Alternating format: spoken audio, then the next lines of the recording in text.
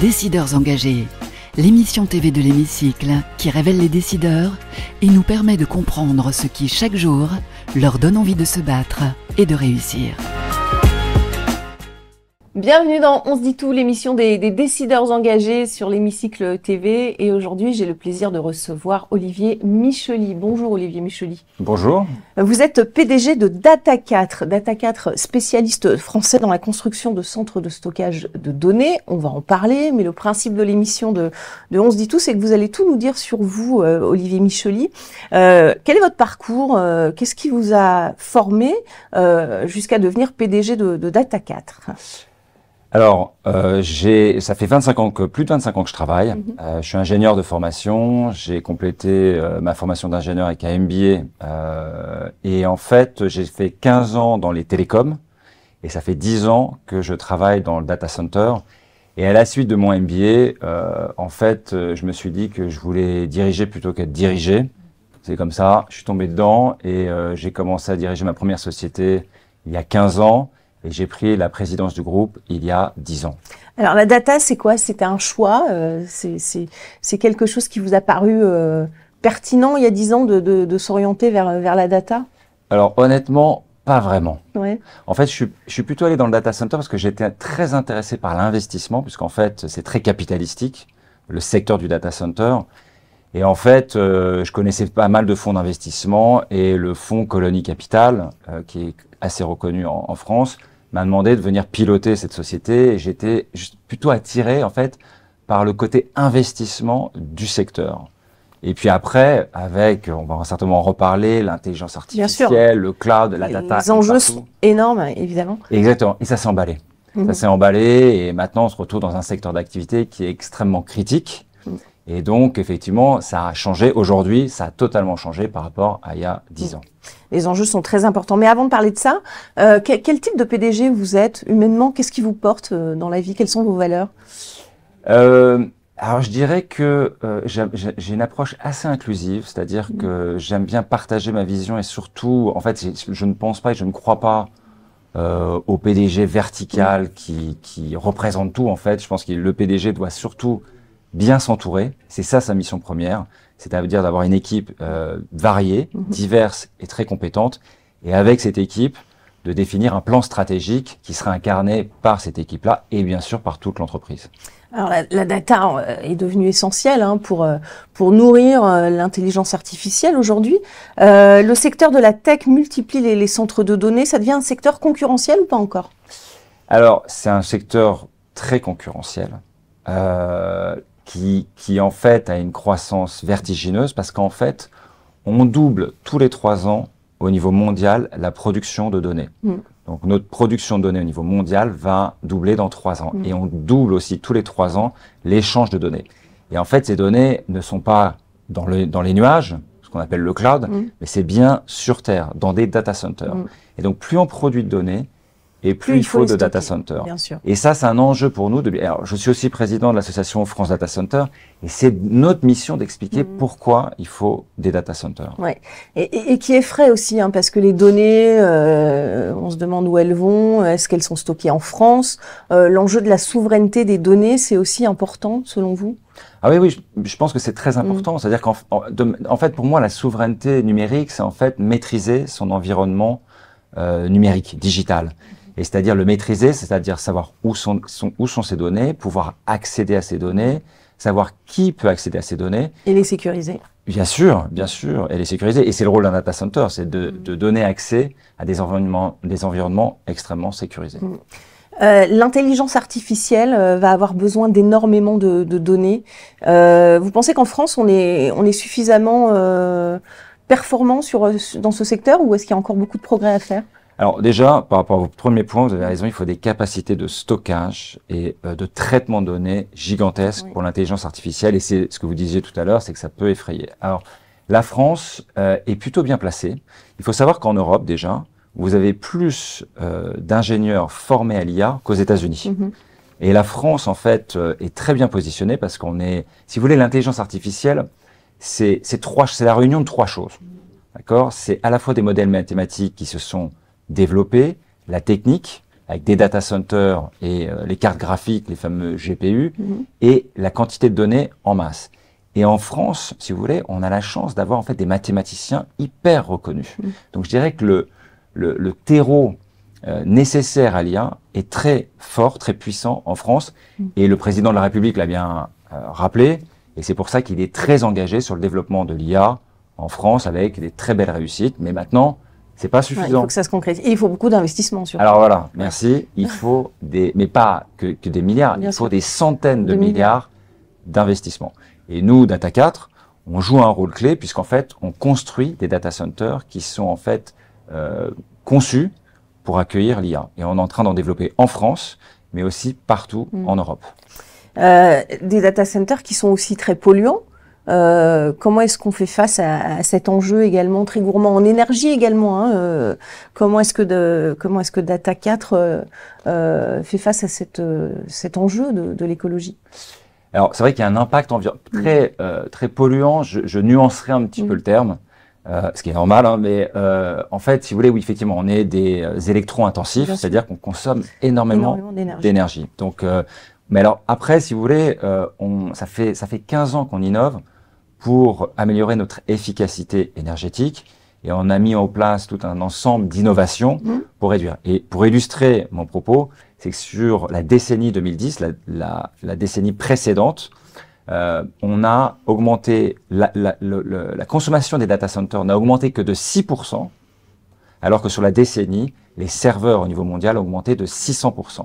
Et ça, c'est grâce à toutes les innovations que le secteur a mis en place. J'ai vu que Data 4 aussi avait un partenariat avec l'université Paris-Saclay pour construire des data centers qui soient biocirculaires, c'est-à-dire que l'énergie est réutilisée avec des algues aussi qui pourraient capturer le CO2. Exactement. Vous pouvez nous expliquer le concept ou... Bien sûr. Alors, c'est un prototype qu'on fait effectivement avec la fondation de l'université du Paris-Saclay. Et donc Data 4 et d'autres acteurs. Et en fait, on part du principe qu'un data center, vous savez, l'énergie, de la chaleur qui n'est pas réutilisée, qui part dans l'atmosphère. Et donc, comment réutiliser cette chaleur qu'on appelle la chaleur fatale? Donc, en fait, ce qu'on s'est dit, c'est qu'on va utiliser cette chaleur pour, si vous voulez, exploiter des fermes d'algues.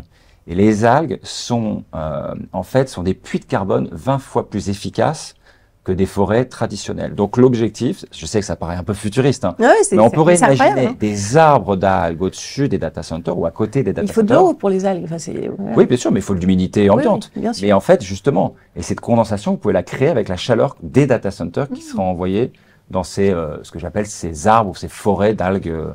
Donc voilà, donc c'est un prototype, mais avec les scientifiques avec lesquels on travaille, on espère que ça va aboutir et c'est une première mondiale. Oui, c'est une première mondiale, donc c'est la tendance. Hein. Comment est-ce qu'on peut devenir comme ça vertueux en réutilisant l'énergie? La question du média positif à présent, le média positif, c'est le média qui donne des bonnes nouvelles sur Internet, qui présente des parcours inspirants, et c'est juste après le jingle.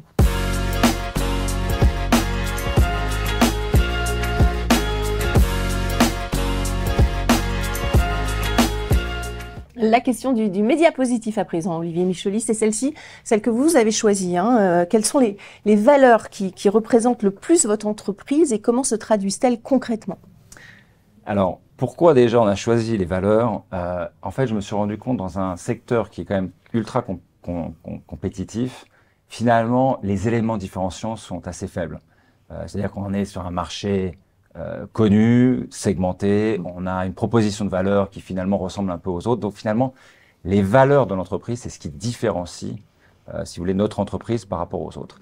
Et en fait, on a eu une approche aussi inclusive sur la définition des valeurs. C'est pas Olivier Michelis, président de Data 4, qui arrive en disant voilà les valeurs de l'entreprise. Bien au contraire, en fait, j'étais pas dans l'équipe qui a été créée, qui est représentative de Data 4. Et qui a défini 3 valeurs que j'ai trouvées remarquables parce qu'elles incarnent parfaitement. Donc c'est les équipes qui les ont choisies, ces valeurs. Exactement. Ouais. En fait, il y a une équipe qui a été définie, que je n'ai pas définie. J'ai rien fait en fait. Mais par contre, j'ai juste validé les valeurs en me disant qu'il n'y avait rien à dire de plus. Donc ces valeurs, si vous voulez, c'est être responsable. Je vais revenir dessus. C'est l'esprit d'initiative et c'est la capacité d'adaptation. Et en fait, à chaque fois qu'on recrute des personnes chez nous, en fait, on recrute les personnes à travers le prisme de ces 3 valeurs qui sont essentielles. L'esprit d'initiative et d'entreprendre pour nous est essentiel. on est une entreprise en pleine croissance, en développement, et c'est ce qui motive chacun des collaborateurs. La responsabilité, elle est clé. Bien sûr, Ce sont des actifs critiques. Donc en fait, d'un point de vue technique, ce qu'on construit et ce qu'on opère doit être construit et opéré à l'état de l'art. Et en plus, si vous voulez, par exemple sur notre campus parisien, 50% du CAC 40 est hébergé chez nous. Donc vous imaginez la responsabilité. C'est-à-dire qu'en fait, ces infrastructures doivent être toujours disponibles. Et sur l'autre sujet, justement la capacité d'adaptation, on est dans un monde changeant, ce que j'appelle la permacrise, la crise permanente. Et très incertain en plus. Exactement. Donc, si vous voulez, la crise énergétique nous a impactés, le Covid nous a énormément impactés et il faut savoir être résilient. Et c'est ce qu'on souhaite incarner donc, dans les valeurs de DataCart. La question de la Fondation Mosaïque à présent, question d'une étudiante de la Fondation Mosaïque. La Fondation Mosaïque, c'est la fondation dédiée à l'inclusion économique et qui lutte justement contre les discriminations dans les entreprises. Et c'est juste après le jingle.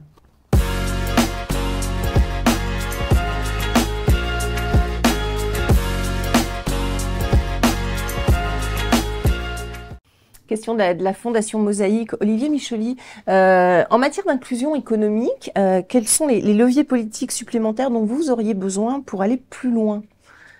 Alors, c'est une excellente question parce qu'il y a beaucoup de choses à faire. Bien sûr. Comme je vous l'ai dit tout à l'heure, on a besoin de data centers et on a besoin de data centers en Europe et en France, sur notre territoire, pour héberger nos données en quantité. Et en fait, pour construire un data center, vous avez besoin, pour faire très simple, de 3 choses. Il faut du foncier, il faut de la puissance électrique et il faut des autorisations. D'accord? Sur ces 3 éléments, c'est de plus en plus compliqué. Avant, il me fallait 2 à 3 ans pour construire un campus numérique. C'est quoi le plus compliqué? Les autorisations? Les autorisations sont extrêmement compliquées. Trouver du foncier avec la zéro artificialisation nette, c'est très compliqué. Et l'énergie, on est en compétition, si vous voulez, avec plein d'autres usages comme la mobilité, les projets de décarbonation, les pompes à chaleur, etc. Et comme le data center est méconnu, c'est à nous d'expliquer pourquoi c'est essentiel et de flécher de la puissance électrique pour notre secteur d'activité. Bien sûr. Et en matière d'inclusion économique, comment est-ce que opère DataCart justement pour attirer des talents issus de la diversité?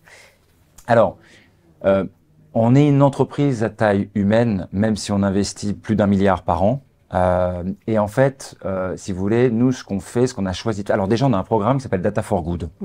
Data for Good, qui est notre programme de développement durable autour de plusieurs thèmes, avec notamment un thème sur les collaborateurs, et sur les collaborateurs pour développer les collaborateurs, pour les former, et aussi pour s'assurer d'une égalité forte entre les femmes et les hommes. Donc on calcule le gender index par exemple sur les salaires pour s'assurer que sur des postes équivalents, les salaires entre les femmes et les hommes, exactement. Moi-même dans mon COMEX et mon comité de direction, je m'assure qu'il y ait le plus de femmes présentes. Donc on arrive à 40%. Mais je vous avoue que c'est bien, mais c'est compliqué. C'est compliqué parce que dans la tech, si vous voulez... Ça n'attire pas beaucoup les femmes, on le sait. Mais malheureusement, et je pense que justement, c'est un sujet que nos politiques doivent s'emparer. Comment faire en sorte qu'en France, vous ayez plus de femmes représentatives dans la tech? Et c'est essentiel dans l'intelligence artificielle parce que sinon, vous aurez trop de biais, notamment des biais masculins de ceux qui vont créer l'intelligence artificielle. Donc c'est pour ça que il est très important d'avoir cette diversité. Olivier Micheli, ça va être à vous de poser les questions. À présent, on va passer à la rubrique questions de l'hémicycle. C'est juste après le jingle.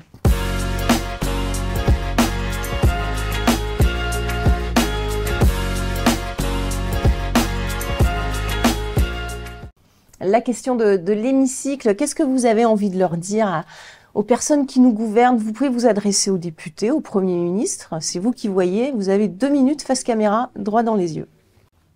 Je vais m'adresser au Premier ministre. Ah bah allez-y. Alors, Monsieur le Premier ministre, je vous supplie, vous et votre gouvernement, de défendre auprès de l'Assemblée nationale des investissements d'avenir qui sont essentiels. Et pour cela, j'ai quelques éléments clés. Tout d'abord, d'augmenter le budget de la recherche, c'est essentiel, et notamment d'encourager la recherche fondamentale et les innovations de rupture et de flécher les budgets pour ça, et d'augmenter le budget de l'éducation nationale, parce que le futur de notre pays, ce sont nos enfants et ils doivent être bien formés. Et pour qu'ils soient bien formés, il faut que nos profs soient valorisés et donc il est essentiel d'augmenter les salaires des profs et surtout qu'ils aient une bonne condition dans notre pays. Voilà ce que je demanderais. Et après, dans les data centers, je me permets de dire que j'aimerais bien que le projet de loi de simplification qui a été arrêté soit remis à l'ordre du jour, et notamment l'article 15 qui permet d'identifier les data centers comme des actifs stratégiques essentiels pour faciliter leur développement. Merci, Monsieur le Premier ministre. Voilà, le message est passé. Olivier Micheli, augmenter les budgets, ça va être compliqué dans une période de restriction budgétaire. Mais bon, mais ce sont des choix. Absolument. Ouais, ce sont des choix. Je pense que l'éducation de nos enfants, en fait, c'est un choix stratégique et prioritaire, et bien au-delà de tout le reste. Évidemment. Merci beaucoup en tout cas. Merci d'avoir participé à On se dit tout. Merci à vous pour votre fidélité. On se retrouve évidemment très très vite pour un prochain numéro de On se dit tout.